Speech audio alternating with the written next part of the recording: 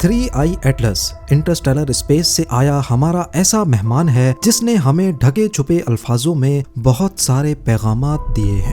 उल्टी दिशा में अपनी दुम बनाने से लेकर इसकी कुछ ऐसी हरकतें जो आम तौर पर कॉमेट्स में नजर नहीं आती। क्या ये कोई कॉमेट ही है या फिर किसी दूसरी दुनिया से भेजा गया एक टाइम कैप्सूल? इसकी सोलर सिस्टम में एंट्री भी एक बहुत बड़ा इत्तेफाक है, लेकिन आखिर क्यों? और दिसंबर 2025 में 3I एटलस के साथ ऐसा क्या होने जा रहा है जिसका पूरी साइंटिफिक कम्युनिटी को बेसब्री से इंतजार है। ज़ेन टीवी की वीडियोस में एक बार फिर से खुशामदीद। नाजरीन, 3I एटलस की ये कहानी जुलाई 2025 की एक ठंडी रात से शुरू होती है, जब हवाई, चिली और साउथ अफ्रीका में मौजूद टेलीस्कोप्स का एक बहुत बड़ा नेटवर्क अपने रोजमर्रा के काम में मसरूफ था। इस नेटवर्क को asteroid terrestrial impact last alert system या फिर शॉर्ट में एटलस भी कहा जाता है। इन टेलीस्कोप्स का सिर्फ एक मकसद था, आसमान को स्कैन करना और अर्थ की तरफ बढ़ने वाले खतरनाक एस्ट्रॉयड्स की पहचान करना। इस रात एटलस ने स्पेस में एक नया हल्का सा घूमता हुआ मूविंग डॉट कैप्चर किया। पहले तो ये सिर्फ एक नया मामूली एस्ट्रॉयड लग रहा था, लेकिन जल्द ही एक्सपर्ट्स की कैलकुलेशन ने सबको हैरान कर दिया और इसकी सबसे बड़ी वजह थी इसकी स्पीड। जी हाँ, आमतौर पर हमारे सोलर सिस्टम में जो भी ऑब्जेक्ट्स हैं, चाहे वो प्लैनेट्स हों या फिर कोई एस्ट्रॉयड्स, वो सूरज के गिर्द ऑर्बिट करते हैं। जो चीज सूरज के जितना करीब ऑर्बिट करेगी उसकी स्पीड भी उतनी ही तेज होगी। जैसे मार्स तकरीबन 24 किलोमीटर पर सेकंड की स्पीड से ऑर्बिट करता है, यानी 86,400 किलोमीटर पर आवर। इसी तरह अर्थ की स्पीड 29.8 किलोमीटर पर सेकंड है, वीनस की 35 और सूरज के सबसे करीब होने की वजह से मरक्यूरी की स्पीड 47.9 किलोमीटर पर सेकंड है। लेकिन जो चीज एटलस ने रिकॉर्ड की थी वो हैरत अंगेज तौर पर 58 किलोमीटर पर सेकंड से आगे बढ़ रही थी। अब मसला ये था कि इसकी स्पीड इसकी लोकेशन से मैच नहीं कर रही थी। ये उस वक्त हमारे सबसे आउटर प्लैनेट जुपिटर के करीब था, लेकिन इसकी स्पीड मरकरी से भी काफी ज्यादा थी। ये रफ्तार इस बात का सबूत थी कि ये पत्थर हमारे सोलर सिस्टम का हिस्सा नहीं है, बल्कि किसी दूसरे स्टार सिस्टम से आया है जिसे हम इंटरस्टेलर स्पेस भी कहते हैं। यही वो पॉइंट था जब नासा ने इसे इंटरस्टेलर ऑब्जेक्ट का खास दर्जा देकर 3I एटलस का नाम दे दिया, क्योंकि इसकी शनाख्त एटलस टेलीस्कोप्स के नेटवर्क से की गई थी। जब इसकी शनाख्त हो गई तो साइंटिस्ट ने इसके पुराने निशानात ढूंढना शुरू किए। तब उनको पता चला कि ये ऑब्जेक्ट 2 महीने पहले मई 2025 में भी नजर आ चुका था, मगर एक दूसरे टेलीस्कोप पर जिसे टेस कहा जाता है। पर उस वक्त टेस उसे आइडेंटिफाई करने में नाकाम रहा। खैर, जब 3I एटलस की रफ्तार ने साबित कर दिया कि ये हमारे सोलर सिस्टम का नहीं, तो फौरन इसे एक खास आइडेंटिटी दी गई। इसके नाम में I शामिल किया गया, जो इंटरस्टेलर को जाहिर करता है। और क्योंकि ये इंसानी तारीख में हमारे सोलर सिस्टम के अंदर डिस्कवर होने वाला तीसरा इंटरस्टेलर ऑब्जेक्ट है, इसीलिए इसके आगे 3 लगा दिया गया और यूं इसका नाम पड़ गया 3I एटलस। मगर आपको ये जानकर हैरत होगी कि 3I एटलस सिर्फ एक नंबर नहीं, बल्कि ये हमारे सोलर सिस्टम से गुजरने वाले दूसरे 2 इंटरस्टेलर मेहमानों से बिल्कुल अलग भी है। इनके नाम थे ओमुआमुआ और बोरिसोव। पहला 2017 में डिस्कवर हुआ था, जबकि दूसरा 2019 में। ये दोनों भी इंटरस्टेलर स्पेस से आए थे, लेकिन 3I एटलस इन दोनों से मुख्तलिफ है। पहला फर्क है साइज का। ओमुआमुआ 400 मीटर्स लंबा था, बोरिसोव का कोर 1000 मीटर्स गहरा, जबकि 3I एटलस इन दोनों से काफी बड़ा 5.6 किलोमीटर्स तक चौड़ा है। दूसरा बड़ा फर्क था इनकी रफ्तार का। एटलस उन दोनों से तकरीबन डबल स्पीड से आगे बढ़ रहा था। साइज और स्पीड से हटकर देखा जाए तो 3I एटलस का एंट्री पॉइंट भी काफी अजीब था। हमारे सोलर सिस्टम में सब कुछ प्लैनेट्स, एस्ट्रॉयड्स एक पतली सी डिस्क की तरह सूरज के गिर्द चक्कर लगाते हैं। पहले 2 इंटरस्टेलर ऑब्जेक्ट्स हमारे सोलर सिस्टम में डिस्क के ऊपर से एंटर हुए थे, मगर 3I एटलस ने एक अजीब खेल खेला। ये हमारे सोलर सिस्टम की डिस्क के साथ बिल्कुल साइड एंगल से दाखिल हुआ। एक्सपर्ट्स का मानना है कि इस तरह बिल्कुल सीधी लाइन में आना बिल्कुल वैसा ही है जैसे तीर का सही निशाने पर लगना। इसी वजह से 3I एटलस की एंट्री को भी एक बहुत बड़ा कॉस्मिक कोइंसिडेंस कहा जा रहा है, यानी कायनात का बहुत बड़ा इत्तेफाक। पर आखिर 3I एटलस हमारे सोलर सिस्टम में आया कहां से है?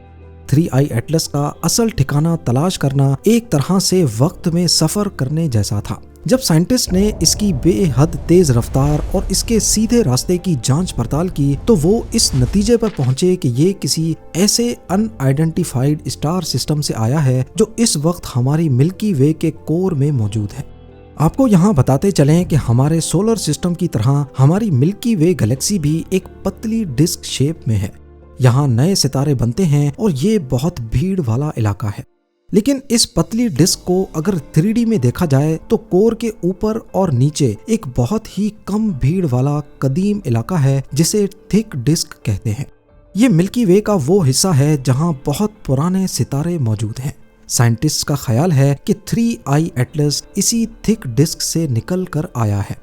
तहकीक से अंदाजा लगाया गया है कि 3I एटलस की एज तकरीबन 760 करोड़ साल है, जो इसे हमारे प्लेनेट अर्थ से करीब 2 गुना ज्यादा पुराना बनाती है। हालांकि हम ये पता नहीं कर सकते कि इसको किस स्टार ने जन्म दिया है, लेकिन साइंसदानों ने इसका 1 करोड़ साल का सफर ट्रैक किया है और हैरत अंगेज तौर पर इस पूरे सफर में ये किसी दूसरे स्टार के इतना करीब नहीं आया जितना ये हमारे सूरज के करीब से गुजरा है। जब 3I एटलस ने हमारे सोलर सिस्टम की बाउंड्री को टच किया तो ये चीज किसी तेज रफ्तार बेखौफ मुसाफिर से कम नहीं थी। उस वक्त ये सूरज से बहुत दूर जुपिटर के ऑर्बिट से भी बाहर सर्द और अंधेरी स्पेस में मौजूद था। इस वक्त तक ये बिल्कुल जाहिर नहीं था, लेकिन इसकी कहानी में पहला अजीब मोड़ तब आया जब ये जुपिटर के करीब पहुंचा, यानी 5 एस्ट्रोनॉमिकल यूनिट्स दूर। एस्ट्रोनॉमिकल यूनिट्स या फिर AU क्या होता है, आइए आसान अल्फाज में जानते हैं। अर्थ से सूरज तक के फासले को 1 AU कहा जाता है। तो जब 3I एटलस सूरज से 5 AU करीब पहुंचा तो उसने अपना असल रंग दिखाना शुरू कर दिया। आमतौर पर कॉमेट्स इतनी दूर फ्रोजन फॉर्म में ही रहते हैं, लेकिन 3I एटलस ने 5 AU दूर ही अपने गिर्द धुआं बनाना शुरू कर दिया। इस धुएं के बादल को कोमा कहा जाता है। इतनी दूर ही कोमा का बनना इस बात का सबूत था कि 3I एटलस में ज्यादातर कार्बन डाइऑक्साइड मौजूद है, एक ऐसी ड्राई आइस जो सूरज की हल्की सी भी गर्मी से पिघलना शुरू हो जाती है। इस तरह 3I एटलस ने हमारे सोलर सिस्टम में कदम रखते ही अपने बारे में पहली इंफॉर्मेशन दे दी। उसके बाद ये हमारे सोलर सिस्टम के 2 अहम प्लैनेट्स के ऑर्बिट को काटकर अंदर दाखिल हुआ। सबसे पहले ये जुपिटर के ऑर्बिट में आया, इसके बाद ये मार्स के ऑर्बिट को चीरता हुआ आगे बढ़ता रहा। 3 अक्टूबर 2025 को 3I एटलस का सबसे दिलचस्प मंजर सामने आया। इसने मार्स के पास से गुजरते हुए किसी भी प्लेनेट से सबसे करीबी मुलाकात की। इस वक्त मार्स पर मौजूद नासा के रोवर्स और प्रोब्स ने आसमान में इस कदीम मेहमान की झलक भी कैप्चर की। मार्स के आसमान में ये कैप्सूल नुमा कॉमेट असल में 3I एटलस ही है। बेशक रोवर्स पर लगे कैमराज इस मकसद के लिए डिजाइंड नहीं थे, लेकिन फिर भी ये यादगार फोटो तारीख में हमेशा याद रखी जाएगी। अक्टूबर 29, 2025 को ये सूरज के सबसे करीबी पॉइंट से गुजरा जो 1.4 एस्ट्रोनॉमिकल यूनिट्स दूर है। ये वो वक्त था जिसका साइंटिस्ट को बहुत इंतजार था, क्योंकि इस वक्त 3I एटलस पर सबसे ज्यादा गर्मी पड़ेगी और इसके बारे में जानने का इससे अच्छा मौका और कोई नहीं होगा। लेकिन बदकिस्मती से 29 अक्टूबर को ये सूरज के करीब से गुजरा तो सही, पर अर्थ से ये मंजर दिख नहीं पाया, क्योंकि हम सूरज की इस साइड पे हैं तो 3I एटलस सूरज के पीछे से गुजर गया। सूरज के फ्लेयर की वजह से हमारे टेलीस्कोप्स इसकी पीक एक्टिविटी को देख नहीं पाए। 3I एटलस का व्यू तो सूरज की वजह से ब्लॉक हो गया, लेकिन उससे पहले इसने एक ऐसी हरकत की जो अभी तक समझ से बाहर है। जब 3I एटलस सूरज की तरफ बढ़ रहा था तो साइंटिस्ट इस पर पड़ने वाली रोशनी को बारीकी से नोट कर रहे थे। वो ये जानना चाहते थे कि 3I एटलस के कोमा पर जब रोशनी पड़ती है तो वो किस डायरेक्शन में बिखरती है। नॉर्मली कॉमेट्स और एस्ट्रॉइड से जब सूरज की रोशनी टकराती है तो वो ऊपर या नीचे की तरफ बिखरती है, जिसे पॉजिटिव पोलराइजेशन कहा जाता है। यहाँ तक के पहले 2 इंटरस्टेलर ऑब्जेक्ट्स की पोलराइजेशन भी पॉजिटिव ही थी, लेकिन 3I एटलस ने यहाँ पर भी सबको हैरान कर दिया।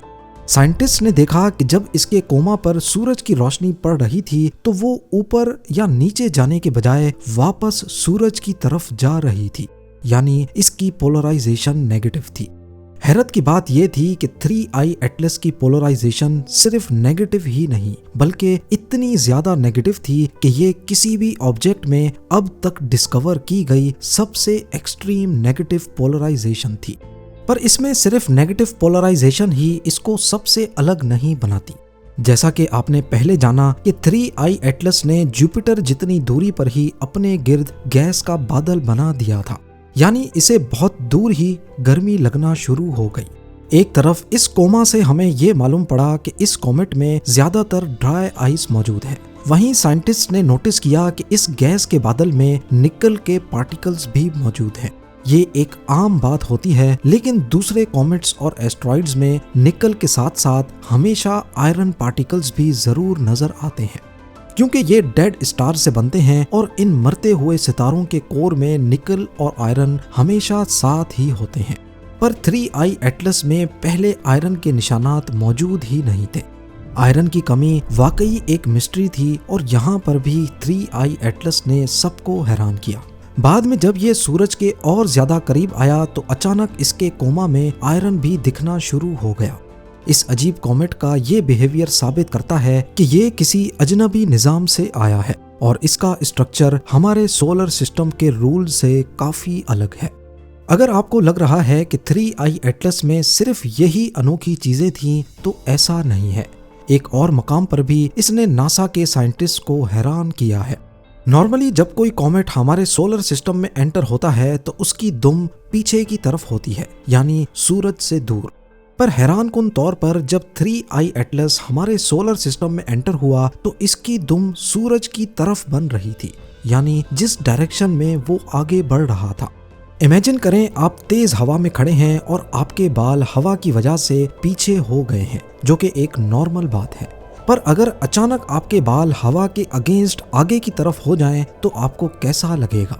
ठीक वैसे ही साइंटिस्ट 3I एटलस की उल्टी दुम को देखकर चौंक उठे, जिसने साबित किया कि ये कोई आम पत्थर नहीं है। बेशक बाद में जब ये सूरज के ज्यादा करीब आया तो इसकी दुम नॉर्मल पीछे की तरफ हो गई। इस अजीब फिनोमेनॉन पर भी अभी तक रिसर्च चल रही है।